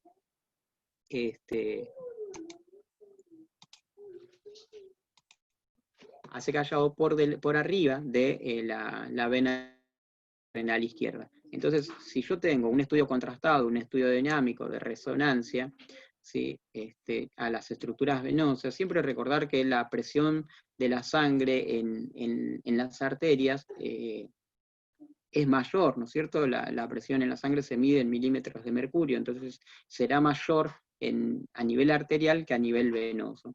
Eso hace que, por ejemplo, si yo veo un vaso arterial, seguramente lo vea más circular, y un vaso venoso lo vea por allí más aplanado. Porque además, histológicamente, las paredes de las venas y las paredes de las arterias son más rígidas las paredes arteriales que las paredes venosas. Entonces, por allí yo puedo ver la vena renal más o menos con esta morfología, y haciendo callado en un corte que pase por aquí, puedo ver la arteria renal, perdón, la arteria mesentérica superior. Bueno, no me sale el redondito, pero imagínense que lo que quiero dibujar ahí es un círculo, ¿no es cierto? Debería salir más redondito.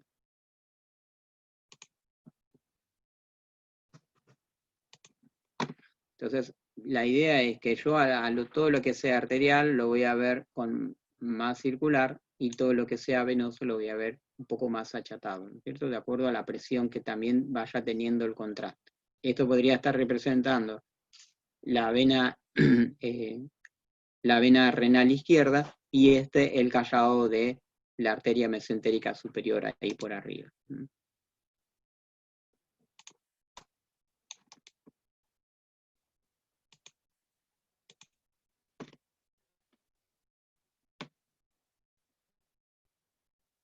Por debajo, fíjense, estas arterias que vemos ahí cayendo, estas arterias que se ven ahí hacia un lado y al otro, van a ser las arterias espermáticas u ováricas, sea hombre o sea mujer, o también llamadas arterias gonadales. Esta arteria que vemos acá es parte de la arteria mesentérica inferior. Dos arterias importantes que debemos de reconocer: la arteria mesentérica superior y la mesentérica inferior. La superior se va a encargar de la irrigación de la parte derecha, ¿no es cierto? Para hacerla simple, podemos decir que se va a encargar de la irrigación de la mitad derecha del colon transverso y de las asas intestinales derechas del intestino. Y la mesentérica inferior se va a encargar de la mitad derecha del colon transverso, con su ángulo esplénico, y la mitad, perdón, izquierda del colon transverso, y la mitad izquierda de las asas intestinales del intestino delgado.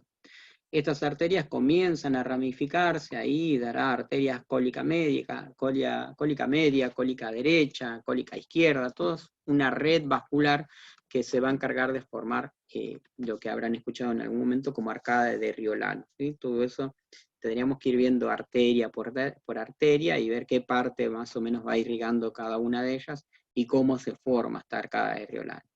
Se termina formando, en fin, por la arteria cólica media y la arteria cólica izquierda. Una será rama de la mesentérica inferior y otra será rama de la mesentérica superior.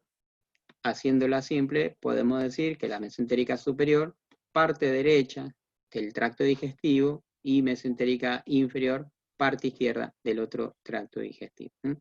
Ahí vemos las venas esplénicas, y vemos, las venas ilíacas primitivas, y por delante las arterias ilíacas primitivas. Estas arterias que a nivel de la pelvis, ¿sí?, se va a dividir en ilíaca, a nivel de la pelvis se va a dividir en ilíaca interna o hipogástrica y en ilíaca externa, que ahí la vemos. Y fíjense, ¿por dónde va a pasar esta arteria ilíaca externa? Va a pasar por ese sector que nosotros habíamos conocido como arcada crural. ¿Se acuerdan?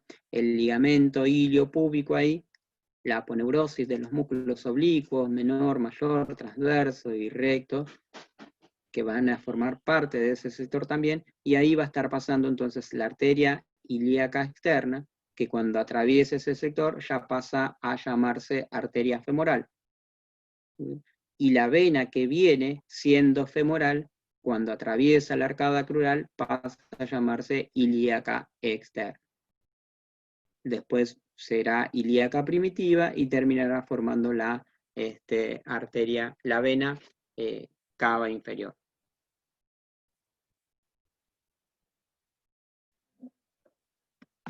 Todo un tema con las arterias. Pero bueno, todo esto se ve en los estudios dinámicos con contraste en resonancias, así que más o menos lo tenemos que ir conociendo.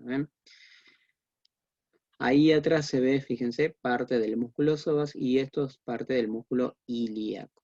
Ahí está seccionado el recto. Hay una arteria que nace de la división entre la ilíaca externa, la ilíaca primitiva derecha e izquierda, que es una arteria posterior y medial que se dirige hacia el territorio del sacro. Entonces esa va a ser la arteria sacra media.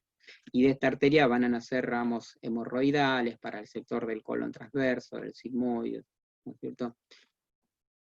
Así va a estar más o menos llegando. Y ahí vemos, fíjense, en este esquema, la arteria frénica, y acá tendríamos a nivel del diafragma, ¿no es cierto?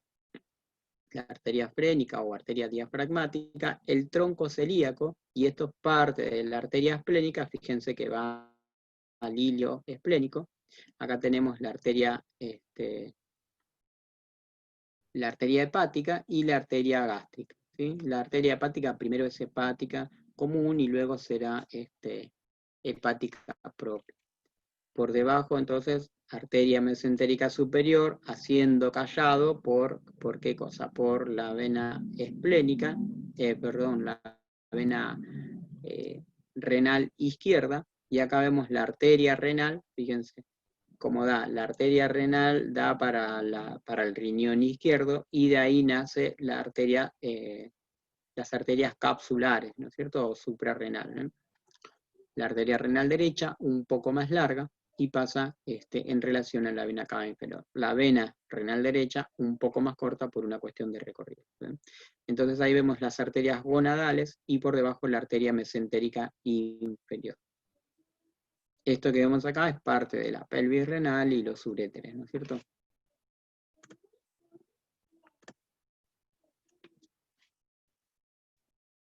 Y entonces ahí se ve un poco más de la vascularización. ¿Ven? La curvatura menor, la curvatura mayor. Aquí vamos a tener, otra vez, al tronco celíaco, la arteria esplénica, fíjense cómo se va cabalgando este órgano que vemos acá, que está por detrás del estómago, que va a ser el páncreas, ¿sí? Entonces, la arteria esplénica va cabalgando y además tiene una particularidad, es bastante flexuosa. Entonces, se dirige hacia hacia el vaso. Luego vamos a tener hacia la derecha la arteria hepática común, que después pasa a llamarse hepática propia y se dirige hacia el hígado. ¿Ven? Aquí tenemos el hígado levantado, lo podemos apreciar ahí.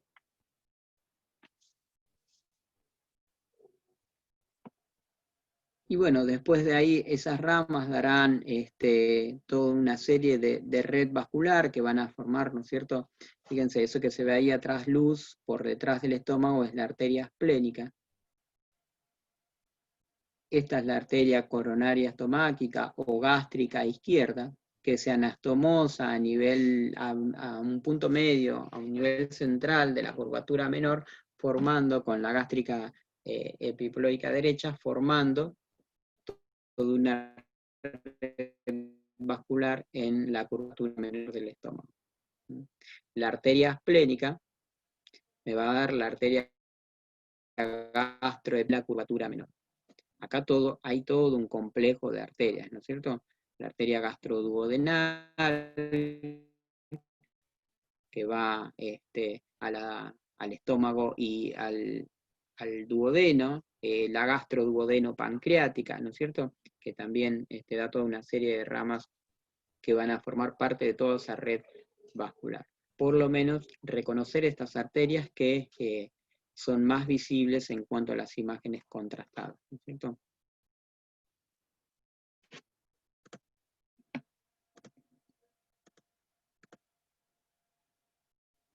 Bueno, diferentes vistas otra vez, como para ir entendiendo un poquito, que vaya quedando un poquito más claro. ¿Ven? La arteria esplénica flexosa se dirige hacia el vaso, la arteria hepática común, y la coronaria estomáquica ahí hacia la curvatura menor del estómago, ¿no es cierto?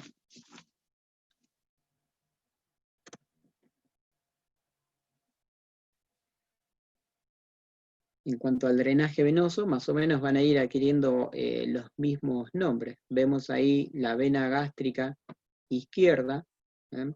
Y acá vemos la vena esplénica, o mejor dicho, la vamos a ver mejor en otra imagen. Acá tenemos toda una serie de venas que son la gastroepiploica izquierda, la gastroepiploica derecha. Y ahí se ven, fíjense, la gastroduodeno-pancreática contenida en el marco duodenal o en el complejo duodeno-pancreático. A esto es lo que quería llegar para prestarle más atención. Fíjense, acá tenemos el hígado, la vena cava inferior, el esófago y el estómago. Acá vemos la vena esplénica, ¿ven? La vena esplénica allí, que viene del vaso y que se dirige hacia dónde? Hacia este territorio central para luego desembocar en otro vaso en común que va a llegar al hígado. Entonces, así es como se forma porta, ¿sí? Esto es lo que vamos a ver, es el sistema porta, por lo menos así por arriba, muy rapidito. El sistema porta tiene como función irrigar al hígado. Recordar siempre que porta no drena el hígado, sino que lo irriga, ¿sí? Lo irriga. Entonces, la mayor cantidad de sangre que va a llegar al hígado lo va a hacer por el sistema portal.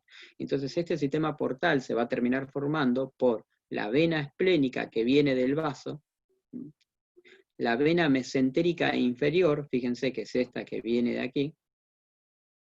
Entonces se va a unir la vena esplénica y la vena mesentérica inferior en un tronco principal denominado tronco mesaraico esplénico, porque une ambas venas, la esplénica y la mesentérica inferior. Ambas se juntan y forman el tronco mesaraico esplénico. Del otro lado teníamos la vena mesentérica superior. Ahí tenemos vena mesentérica superior que se une al tronco mesaraico esplénico y juntos me forman porta, ¿ven? Ahí vemos porta. Y ahí vemos porta entrando al hígado y lo hace porta por su cara inferior. Cuando ingresa al hígado por su cara inferior, porta lo va a segmentar. La segmentación hepática del hígado la podemos estudiar por las venas suprahepáticas o bien por el ingreso de porta desde su cara inferior. El hígado va a tener 8 segmentos para su estudio, se los divide en 8 segmentos. También vamos a tratar de verlo así, rapidito, a ver.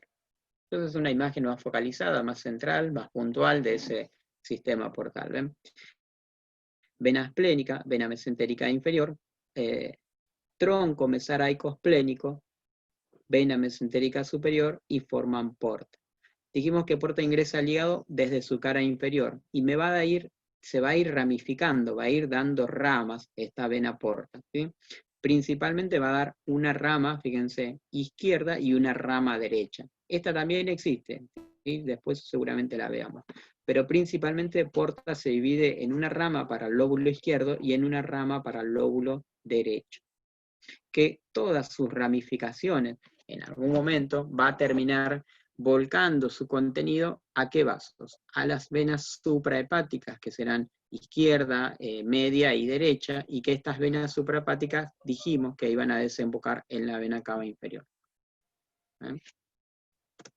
Y desde allí se va a dirigir entonces hacia el hígado. Bueno, una imagen que está representando lo que veníamos diciendo hoy, ¿ven? Cuáles las características de las venas renales y de las arterias renales. Recordar siempre esta orientación como para ir entendiendo qué imágenes estamos viendo, o a qué corresponde la imagen que estemos viendo, si es una vena, si es una arteria, considerando que ya sabemos que la vena renal izquierda es más larga, la derecha es más corta, y la arteria renal izquierda es más corta y la arteria renal derecha es más larga. La anatomía desde renal, una imagen desde su configuración externa y desde su configuración interna, ¿sí? En el riñón se pueden interpretar dos caras, una cara posterior que está apoyada a la pared posterior del abdomen, y una cara anterior que va a estar cubierta por el peritoneo, solamente su cara anterior. ¿Por qué? Porque el riñón dijimos que es un órgano retroperitoneal, que a su vez tiene un borde externo, un borde interno, un polo inferior y un polo superior. Del polo superior, fácil, podemos decir que está en relación a la glándula suprarrenal, que tiene esa especie de sombrerito que está en su polo superior. Y de su borde interno está en relación al hilio renal. Este hilio renal que va a estar formado por la arteria renal, la vena renal y la pelvis renal, ¿sí? La arteria renal que ingresa al hilio, ¿sí? Que forma parte del pedículo, que ingresa al hilio y vemos cómo desde su configuración interna comienza a ramificarse, ¿sí? tendrá ramas entonces prepiélicas, retropiélicas, bueno, todas esas ramificaciones hasta llegar a los capilares sanguíneos, ¿no es cierto? Que luego volverán, serán arteriolas, pasarán a ser vénulas, luego venos, ¿no es cierto? Y van a terminar formando la vena renal que va a salir del riñón.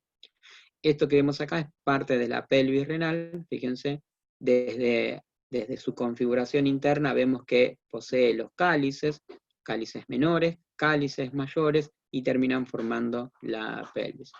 Si nos metiéramos un poquito más en la anatomía renal, podríamos decir que si quitáramos este territorio vascular, podríamos ver allí esto que se ve ahí, que se las denominan pirámides de Malpighi, ¿no es cierto?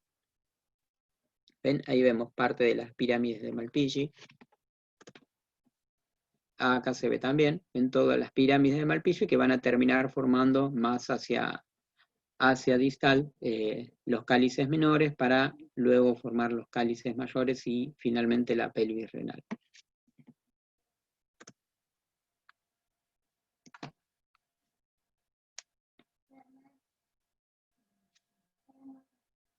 Vamos con un poquito de hígado. Esto es una imagen anterior, frontal del hígado. Fíjense, acá arriba tenemos parte de ese repliegue peritoneal, y esto que estamos viendo acá, esa porción central, es la que también es un repliegue peritoneal, que es un ligamento en realidad, que se denomina ligamento falciforme.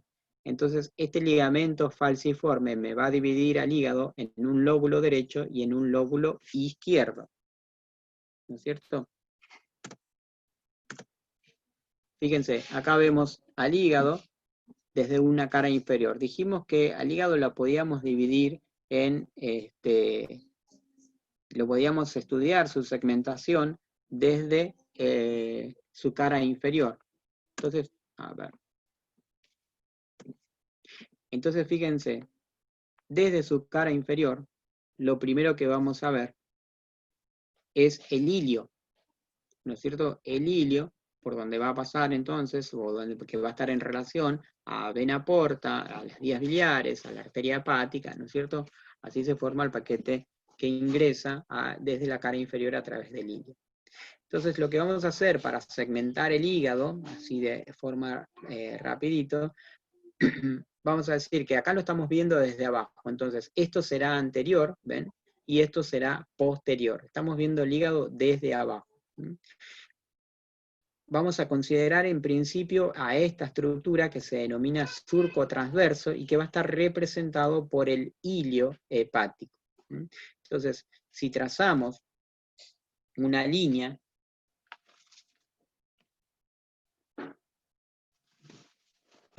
que pasa por el segmento izquierdo de este surco transverso, desde adelante hacia atrás, vamos a decir que lo que está por delante de este surco transverso será anterior y lo que está por detrás será posterior. Lo que está hacia la izquierda de esta línea será izquierdo y lo que está hacia la derecha de esta línea será derecho, ¿no es cierto? Este surco longitudinal izquierdo va a estar representado hacia adelante por un repliegue peritoneal denominado ligamento redondo y hacia atrás por otro repliegue peritoneal denominado ligamento venoso de Arancio, o surco o conducto de Arancio. Después podemos trazar una línea, un eje longitudinal que va a pasar rasante al extremo lateral de ese surco, es el extremo lateral, al extremo lateral derecho, ¿de qué cosa? De este surco transverso. Esa línea me va a coincidir con el lugar donde se aloja la vesícula biliar, que se denomina fosa cística, y va a pasar rasante al sector izquierdo o a la cara izquierda de la vena cava inferior. Esto está representando a la vena cava inferior allí en ese sector. Entonces, voy a tener un surco longitudinal derecho que coincide con la fosa cística y con la cara izquierda de la vena cava inferior.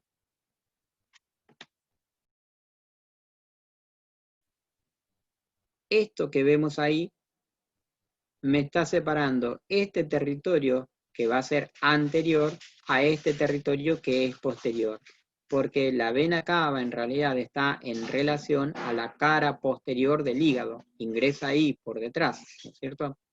Bien metida ahí en la región posterior. Por eso este territorio será posterior y este territorio será anterior.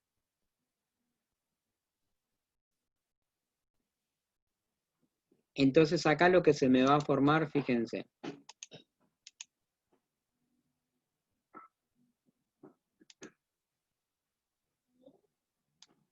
Por el surco longitudinal derecho y por el surco longitudinal izquierdo, más el surco transverso, se me va a dividir o se me va a formar lo que se conoce como H hepática. Esta H hepática me va a dividir ahora el hígado en 4 lóbulos. Entonces voy a tener un lóbulo derecho, que será este, un lóbulo izquierdo, que será este, y voy a tener un lóbulo denominado lóbulo cuadrado y un lóbulo denominado lóbulo caudado o lóbulo despliegue. Así se le denomina, ¿no es cierto?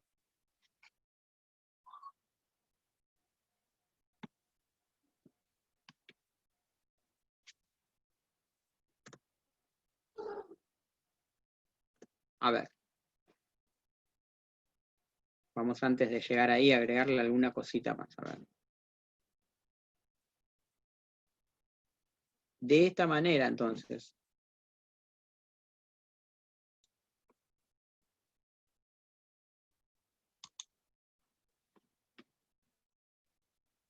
me va a quedar conformado entonces 4 lóbulos por donde va a ingresar, o porque van a estar en relación a las ramificaciones de la vena porta.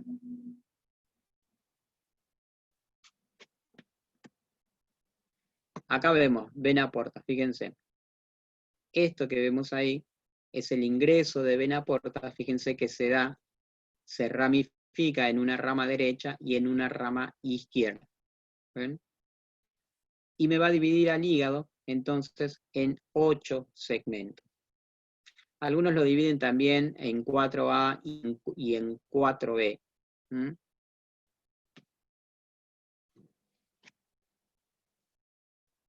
Vamos a ver cómo se forman entonces esos segmentos a nivel del hígado por el ingreso de la vena porta.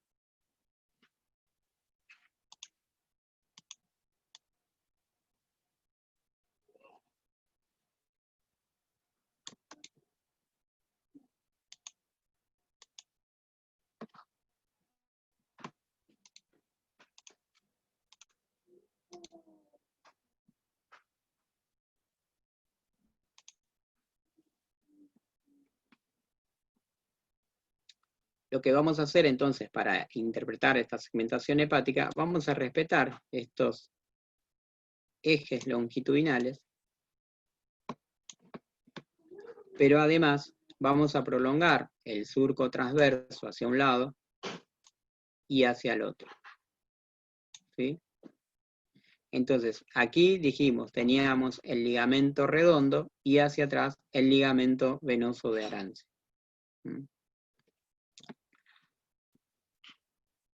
Si yo voy a este borde anterior y digo, desde aquí hasta el surco longitudinal derecho, calculo la mitad, digo, trazo una línea que se hacia la fosa cística. Entonces me va a quedar dividido en diferentes sectores el hígado. Y vamos a decir entonces que todo lo que esté del surco longitudinal izquierdo para allá será lateral izquierdo, y todo lo que esté del surco longitudinal derecho hacia el surco longitudinal izquierdo, este territorio será considerado para mediano izquierdo, y como está adelante será para mediano izquierdo anterior, y este como está atrás será para mediano izquierdo posterior. Entonces de este lado tendré el sector paramediano derecho y de este lado tendré el sector paramediano lateral derecho. Esa es más o menos la diferencia que me va a ir quedando para cuando ingrese porta y pueda interpretar mejor entonces esa segmentación.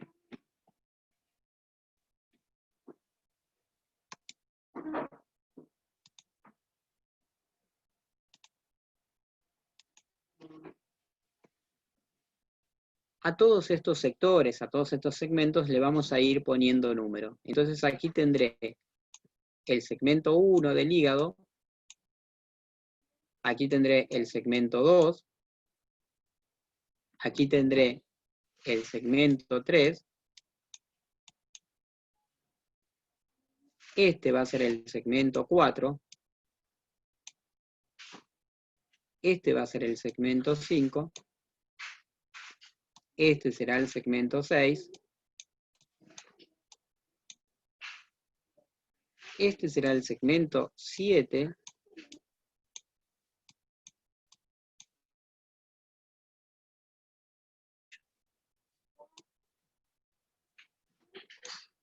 que en realidad el segmento 8,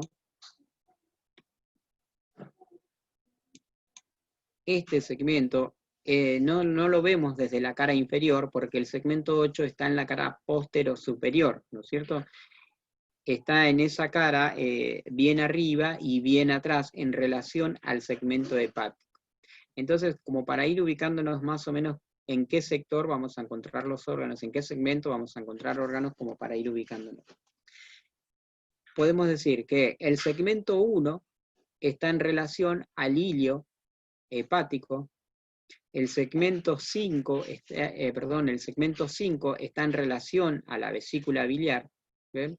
Y el segmento 8 está en relación a la cara postero superior del hígado, y el segmento 6 es el segmento más caudal, el más inferior. ¿Bien? Así nos quedaría entonces más o menos ubicado. ¿Sí? El 5 en relación a la vesícula biliar, el 6, el más inferior de todos, el 8, el más superior de todos. ¿Mm? Esto es el ingreso de vena porta. Esto es una rama de ellas que se encarga de comenzar a irrigar los diferentes territorios, los diferentes segmentos del hígado.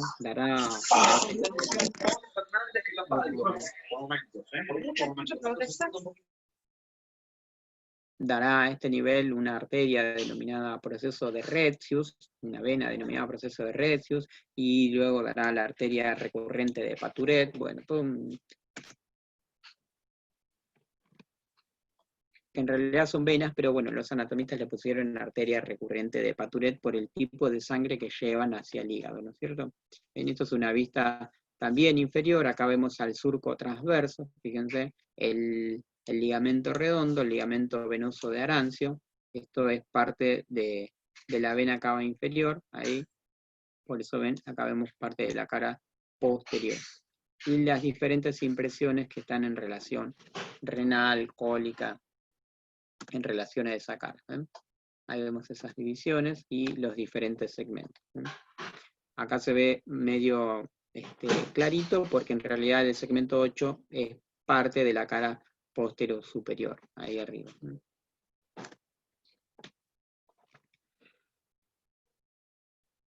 Acá vemos porta y vemos parte de las vías biliares ahí en ese sector. Fíjense, la vesícula biliar que cuando se contrae expulsa la bilis, su contenido, a través del conducto cístico, y este conducto cístico se va a unir con el conducto hepático común, que antes se formó por el conducto hepático derecho y el conducto hepático izquierdo. ¿Ven? Acá vemos cada uno de esos conductos.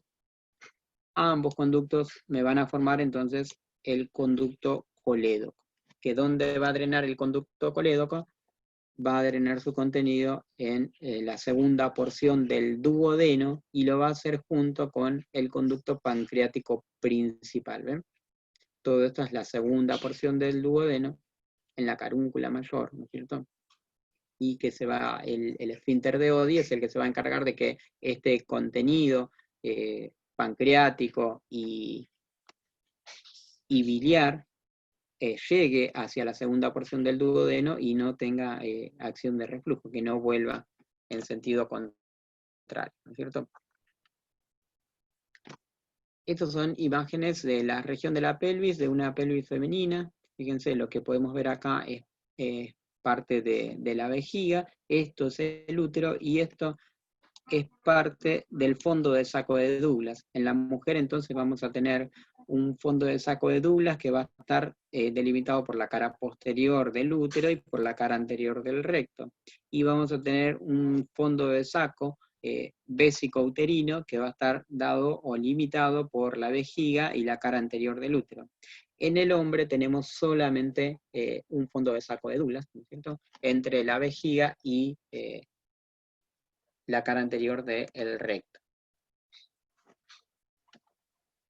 Vamos a ver si llegamos a las imágenes. Ahí estamos. A ver si podemos identificar algo de lo que veníamos viendo antes de que nos quedemos sin tiempo. Algo de lo que estuvimos interpretando recién. A ver.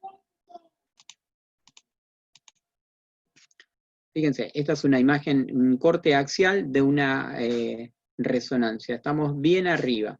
Vamos a ir desde arriba hacia abajo y vamos a ir desde adelante hacia atrás, ¿sí? Entonces, lo primero que impresiona acá, fíjense, todo esto que vemos acá es parte del hígado, la parte superior del hígado, ¿no es cierto? Ahí se ve parcialmente el estómago.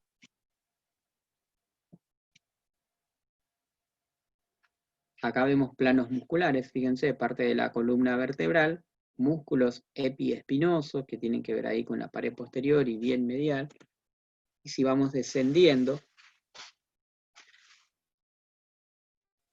fíjense que acá vemos la arteria aorta, acá vemos parte del estómago, y todo esto es parte del hígado, ¿no es cierto? Vamos a lo simple, a lo fácil. Dijimos que a la vena cava inferior, que estaba en la cara posterior y superior desembocaban las venas suprahepáticas, ¿no? Entonces acá empiezan a aparecer parte de esas venas suprahepáticas, izquierda, media y derecha. Acá vemos la arteria aorta, parte de la vena hemiácigos, acá se sigue apareciendo un poco más parte del estómago, ¿eh? Y fíjense cómo se empieza a expresar todavía un poco más todo el territorio muscular. Ahí ya se ve en mayor totalidad el estómago de este lado, el vaso y el hígado. A grandes rasgos, ¿no es cierto? Entonces, fíjense, si vamos de adelante hacia atrás, nos vamos a encontrar con el hígado, un poco por detrás y a la izquierda el estómago, y todavía más atrás y a la izquierda y arriba el vaso. Esto que vemos ahí es las porciones o los sectores bien basales de los pulmones, ¿no es cierto? Pulmón izquierdo y pulmón derecho.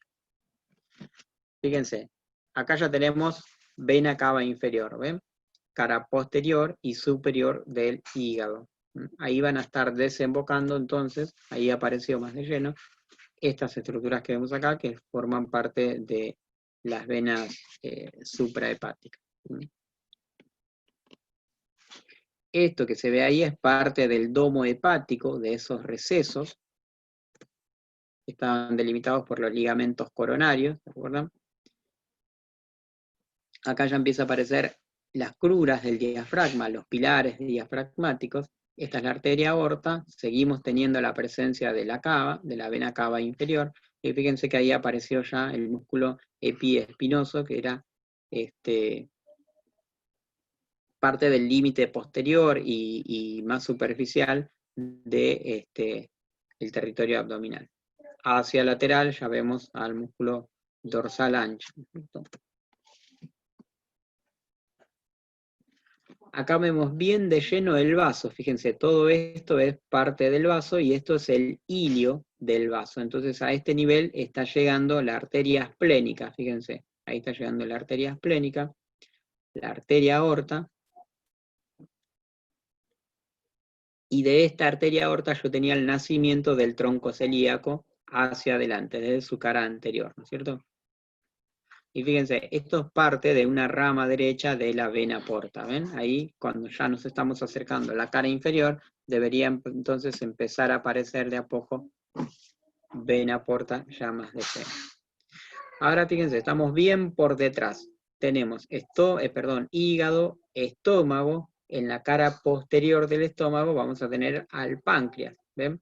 ¿Y qué parte del páncreas es? Y si acá vemos el ilio, y recién dijimos que la cola del páncreas apunta hacia el ilio, entonces acá estamos en presencia de la cola pancreática. Y dijimos que tenía dirección de abajo hacia arriba y de adelante hacia atrás. Entonces, en imágenes si nos dirigimos más hacia abajo, nos vamos a empezar a encontrar con qué parte, con el cuerpo del páncreas y con la cabeza del páncreas. Y sabemos que la cabeza del páncreas está contenida en el marco duodenal. Entonces debería comenzar a aparecer también el duodeno, ¿no es cierto? Ahí fíjense cómo me queda el estómago, parte del ángulo esplénico. ¿Y por qué es el ángulo esplénico? Porque está del lado izquierdo, porque son imágenes aéreas y porque está en relación al vaso. Ahí se ve bien el vaso en su totalidad. Y fíjense que es homogéneo en relación a el parénquima hepático, es decir que la densidad también la tenemos que considerar, ¿no es cierto? Cada vez que hacemos un recorrido visual de las imágenes, tenemos que prestar la atención a la densidad de esas imágenes también, no solamente a su morfología, ¿no es cierto? Fíjense cómo ahí sigue apareciendo parte del páncreas, ya estamos llegando a la parte del cuerpo, ¿ven? ¿Y qué estructura teníamos en relación al páncreas? Y bueno, la vena esplénica y la arteria esplénica, ¿ven? Acá tenemos parte del riñón y la glándula suprarrenal izquierda allí.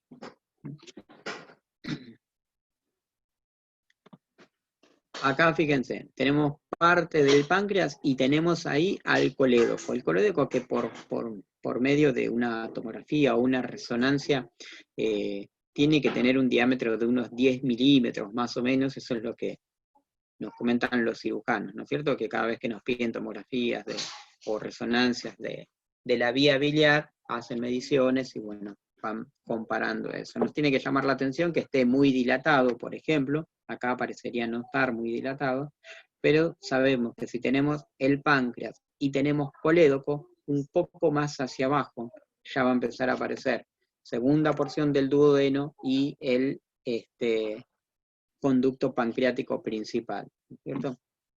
Estamos yendo todavía más hacia abajo, fíjense, vesícula biliar, es decir, que aquí estoy en relación a qué cosa, al segmento 6, al segmento 5, que estaba en relación a la vesícula.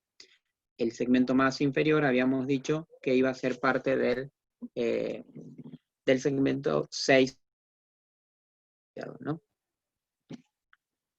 Fíjense, acá tenemos páncreas, no está consignado, pero sabemos nosotros que el páncreas hacia atrás se relacionaba con ¿qué? Con porta, ¿se acuerdan? Que vimos recién en las imágenes anteriores. Esto es parte del bulbo esplenoportal. Bulbo esplenoportal es una dilatación que se da entre el tronco mesaraico esplénico y la vena mesentérica superior. Cuando se une el tronco mesaraico esplénico y la vena mesentérica superior, se forma una dilatación antes de porta que se denomina bulbo esplenoportal. Entonces, si vamos arriba, tenemos porta. Si vamos abajo, tenemos bulbo esplenoportal. ¿Sí? Y ahí, fíjense, empieza a aparecer parte del páncreas, parte de su cabeza. Pero sigue estando páncreas no solamente acá, sino que sigue estando por aquí también, ¿ven? Y ahí ya empieza a aparecer el duodeno. Esto es cabeza del páncreas. Esto es segunda porción del duodeno. ¿Sí? Nos damos cuenta porque sabemos que la cabeza del páncreas está contenida en el marco duodeno, en el marco duodenal. ¿Sí? Ahí tenemos, miren, vena cava inferior también relacionándose con la cara posterior del páncreas. todavía tenemos páncreas, tenemos duodeno, y ahí miren, la arteria mesentérica superior, la vena mesentérica superior, y esto es la arteria aorta.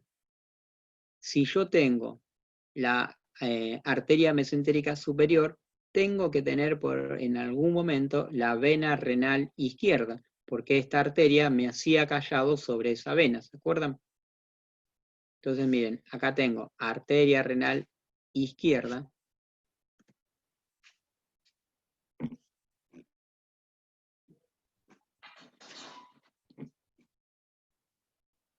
Y acá sigue apareciendo más o menos lo mismo, ¿cierto? Fíjense, acá ya aparecieron músculos psoas. Esto es parte de los cuadrados del músculo cuadrado lumbar y todo ese conjunto de músculos epiespinosos que están también en la región posterior. ¿Ven? Ahí vemos el más profundo, el músculo psoas.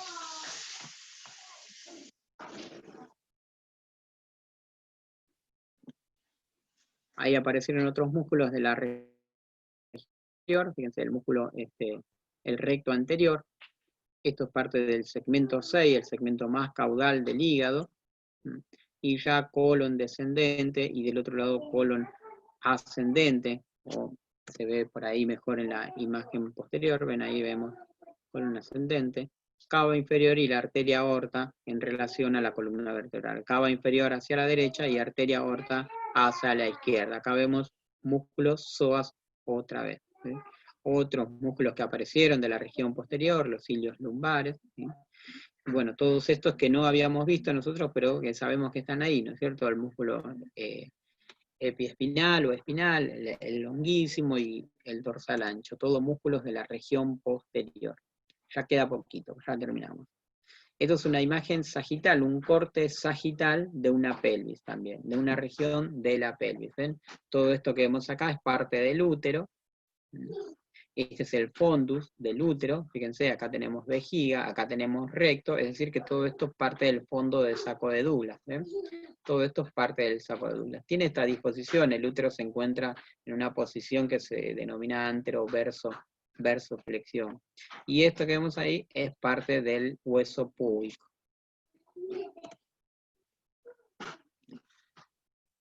También territorio de la pelvis, territorios musculares, fíjense, fosa ilíaca externa, teníamos los tres músculos, ¿se acuerdan? El glúteo menor, medio y mayor, el mayor de mayor volumen, por supuesto, pero que se encuentra en la fosa posterior de la cara externa de la fosa ilíaca.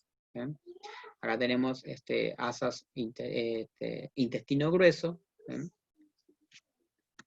Fíjense que ahí van a aparecer también estructuras vasculares. Miren, ahí vemos la arteria ilíaca externa y la vena ilíaca externa. ¿Sí? Forman parte de la irrigación y del drenaje venoso. Bueno, el resto de las estructuras que es fácil de interpretar, ¿no es cierto? Colon sigmoideo, parte del recto, ya estamos bien abajo. Otra vez, colon sigmoideo, los huesos coxales, el músculo psoas, fíjense, colon sigmoideo, músculo psoas, seguimos teniendo arteria y vena ilíaca externa, todo esto forma parte del útero, hacia adelante vejiga, y hacia atrás ya estamos llegando a la porción del ano, ¿no es cierto? Aparecieron ahora trompas de falopio, ovario y la playita.